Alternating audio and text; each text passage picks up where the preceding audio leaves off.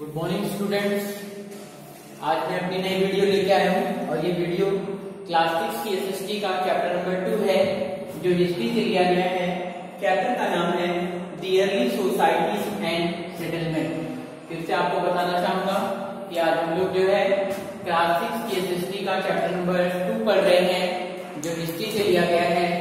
Chapter का नाम है the early societies and settlement. यानी कि हम लोग जो है आज जो है इस चैप्टर का रिवीजन कर रहे हैं। हमारा कोर्स जो है फेयरली का लगभग कंप्लीट हो चुका है, तो फिर से दोबारा से मैं आज जो है आपको चैप्टर नंबर 2 पढ़ा रहा हूँ जिस चैप्टर का नाम है अर्ली सोसाइटीज एंड सेटलमेंट। तो चलिए देखते हैं कि आज की इस वीडियो में हमें कौन कौन के पॉइंट पे डिस्कशन करना है। तो आज की इस वीडियो में हमारा पहला पॉइंट है इंट्रोडक्शन, यानी सबसे पहले जो है मैं प्राचीन समाज के बारे में और उनके सेटलमेंट के बारे में कि जो अर्ली सोसाइटीज थी वो किस प्रकार की होती थी, उनका सेटलमेंट कैसा होता था, इसके बारे में इंट्रोडक्शन दूंगा।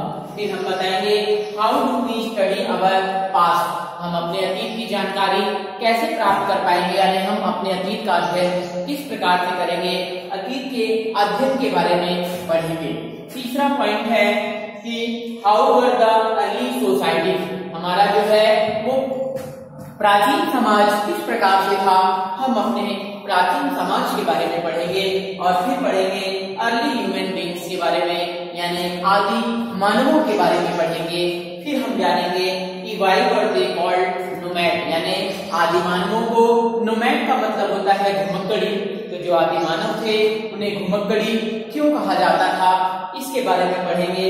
और फिर हम लोग जो है एक चेक पॉइंट सॉल्व करेंगे। तो चलिए सबसे पहले हम अपना पहला पॉइंट पढ़ते हैं, इंट्रोडक्शन। चैप्टर का नाम है the early societies and settlement. तो चलिए देखेंगे, पहला हम जो है इंट्रोडक्शन में देखेंगे, यहाँ पर एक छोटी सी कहानी है, इस कहानी को समझेंगे और उसके बाद जो है आगे की तरफ बढ़ेंगे।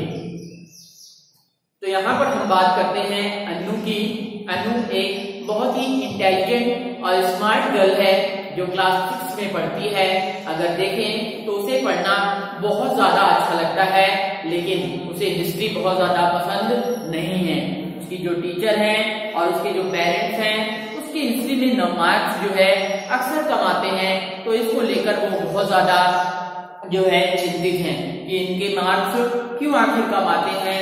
जो फाइनल परीक्षाएं आने वाली है, इसलिए जो अनु की माँ है वो ये चाहती है कि अनु को हिस्टोरिकल कॉन्सेप्ट जो है वो पढ़ाए जाएं। लेकिन देखेंगे तो कुछ समय पढ़ने के बाद अनु काफी बोर हो जाती है और अपनी माँ से पूछती है कि माँ, हम हिस्ट्री क्यों पढ़ते हैं, हम हिस्ट्री के पढ़ने का पीछे क्या कारण है। तो देखेंगे कि हम हिस्ट्री इसलिए पढ़ते हैं ताकि हम विश्व के बारे में जान सके। साथ ही साथ देखेंगे तो the way you live has not happened overnight, there has been a gradual process by which early human being has become civilized, यानी जिस तरीके से भी आप रह रहे हो पहले वैसे नहीं होता था, कुछ समय लगा। जितने भी आदि मानव थे उनको सभ्य बनने में समय लगा, समाज का हिस्सा बनने में समय लगा। वो पहले एक जगह नहीं रहते थे बल्कि इधर उधर घुमक्कड़ी जीवन बिताकर अपना जीवन व्यापन करते थे।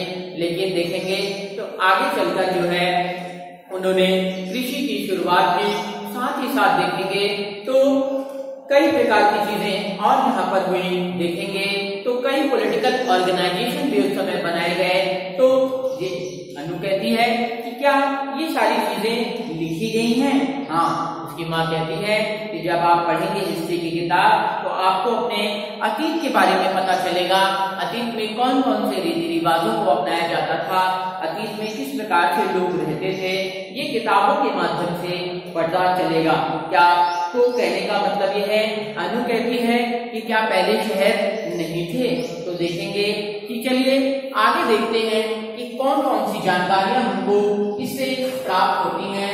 फिर से बता दें, चैप्टर है अर्ली सोसाइटीज एंड सेटलमेंट। पहला पॉइंट है हमारा how did we study our past, हम अपने अतीत का अध्ययन किस प्रकार से करेंगे। तो मीरा और अनु दोनों लोग जो है कह सकते हैं कि एक स्कूल से ट्रिप पर जाते हैं और वो जो है ऐतिहासिक साइट को देखते हैं जिसका नाम है धौलावीरा।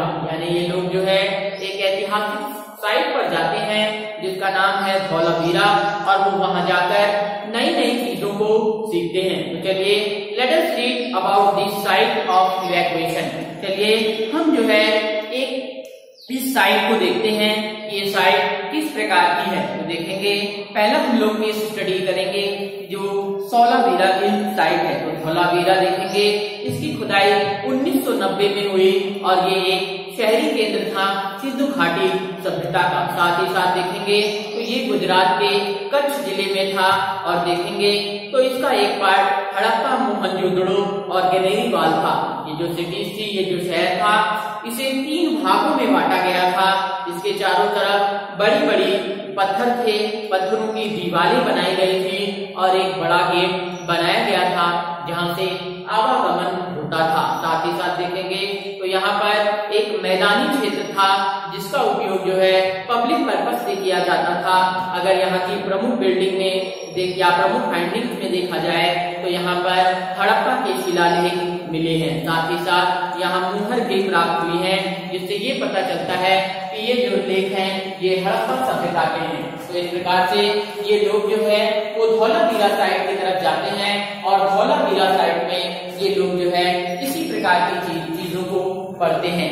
आगे देखेंगे तो जो इवैक्यूएटेड साइट होती है यानी जो खुदाई का क्षेत्र होता है, वहां से ये पता चलता है कि प्राचीन समाज किस प्रकार का था, यहाँ के शहर किस प्रकार के थे, लोग किस प्रकार के थे, उनकी जीवन शैली किस प्रकार की थी। जब देखेंगे तो पुरातत्वविदों ने जब यहाँ पर रिसर्च किया यानी मोहनजोदड़ो और हड़प्पा में, तो उन्होंने बताया कि यहाँ की जो टाउन प्लानिंग थी वो बहुत ही ज्यादा सिस्टमेटिक थी। इसके अलावा यहाँ के प्रमुख बिल्डिंग्स के बारे में भी बताया, लोगों के व्यवसाय के बारे में भी बताया और लोग जो है किस प्रकार का धार्मिक कार्य करते थे इसके बारे में भी बताया कि जो लोग हैं वो किस प्रकार के धार्मिक कर्मकांड करते थे, इसके के बारे में भी जानकारी हमें यहाँ से प्राप्त होती है। तो इस प्रकार से आपने देखा कि हम जो है अपने अतीत का अध्ययन किस प्रकार से करते हैं। अब आगे हम देखेंगे how were the early society, जो हमारा प्राचीन समाज था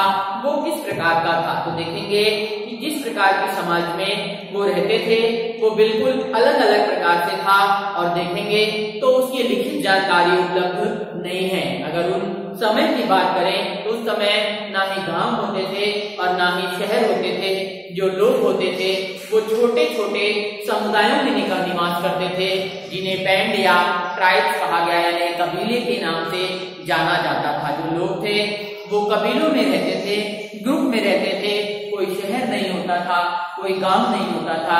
इसके अलावा अगर बात करें तो यहाँ पर बहुत सारे संसाधन उपलब्ध थे और ये संसाधन अगर की बात करें तो ये अलग अलग प्रकार से इनका वितरण किया गया था। पुनः आपको बताना चाहूंगा कि जो समाज था, जिस समाज में लोग रहते थे वो बिल्कुल अलग प्रकार का था। इसकी कोई लिखित जानकारी अभी तक उपलब्ध नहीं है। अगर उन दिनों की बात करें तो वहां पर ना ही कोई शहर था, ना ही कोई गांव था। जो लोग थे वो छोटे छोटे समुदायों में रहते थे जिन्हें कबीला नाम दिया गया।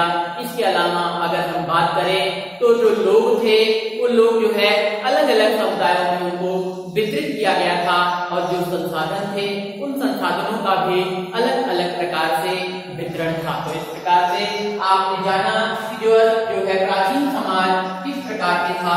अब हम लोग जो है आदि मानवों के बारे में पढ़ेंगे। तो जो आदि मानव थे वो छोटे छोटे समुदायों में निवास करते थे, वो घुमक्कड़ी जीवन बिताते थे।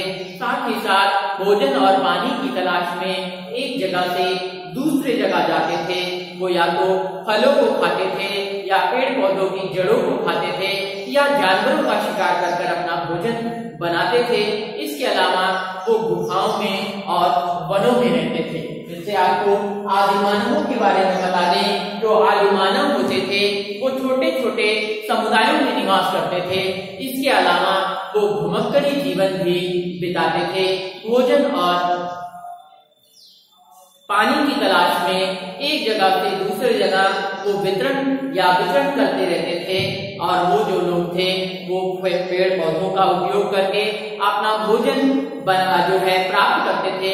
इसके अलावा जानवरों का भी वो शिकार करते थे।